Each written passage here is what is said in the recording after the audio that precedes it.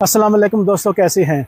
मैं इस वक्त वेलेंसिया स्पेन, उससे आगे एक और छोटा सा शहर है खाविया नाम से, वहाँ से आपसे मुखातब हूँ। और इसी शहर में आज से 26 साल पहले मेरा वर्क परमिट निकला था और किसी वजह से मैं स्पेन और या खाविया इस जगह पे नहीं आ सका। अगर मेरा वर्क परमिट निकलता तो इसी शहर इसी जगह पे मैं आज से 26 साल पहले भी होता। लेकिन इंसान का मुकद्दर जो है वो उसको दोबारा अगर उसके मुकद्दर में हो तो वहाँ वो ज़रूर आता है। तो ऐसे तमाम अफराद जो मायूस हो जाते हैं या जिनके वर्क परमिट निकले हुए हैं, उनको अपॉइंटमेंट का मसला है पाकिस्तान में, तो मैं उन सब को ये कहना चाहता हूँ कि देख लें। मैं अपना ज़ाती तजर्बा आपको बता रहा हूँ।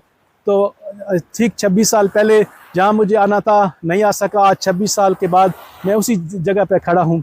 आज से कई साल पहले भी मैं यहाँ आ सकता था, लेकिन ये कि कोई टिकटॉक बनाने के लिए नहीं, सिर्फ आपको इतना बताने के लिए आज ये कुदरती मेरा एक टूर जहाँ पर बना। तो मैंने कहा मुझे वो अपना जो पुराना 26 साल पुराना वो दिन भी याद आ गया, जब एक नौजवान जो बहुत सी उम्मीदों के साथ जो बाहर आने का प्लान बनाता है, किसी वजह से उसका नहीं होता।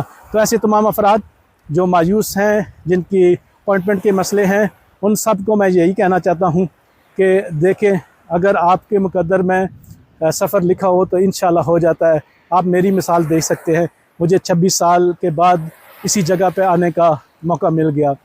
तो मायूसी कुफर है।